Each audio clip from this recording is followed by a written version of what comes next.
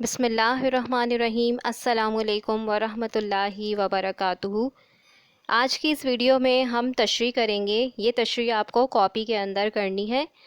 یہ ہم نے نظم پڑھی تھی پہلے اور اس کا کام بھی کیا تھا بک میں۔ دودھ پہلے سے زیادہ ہو گیا۔ آپ کاپی میں اس کا ٹائٹل پیج بنائیں گے اور پھر اس کا بند لکھیں گے۔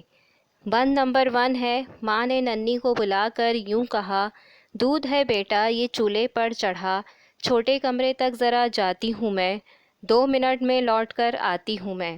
بند لکھنے کے بعد آپ اس کا حوالہ لکھیں گے کہ یہ بند نظم دودھ پہلے سے زیادہ ہو گیا سے لیا گیا ہے، اس کے شاعر اختر شیرانی ہیں۔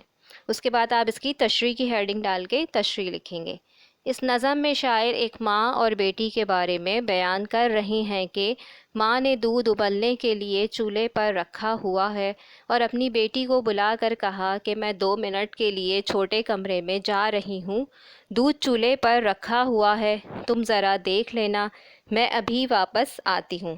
اس کے بعد آپ دوسرے پیج کے اوپر بند نمبر 2 کی ہیڈنگ ڈال کر دوسرا بند اتاریں گے۔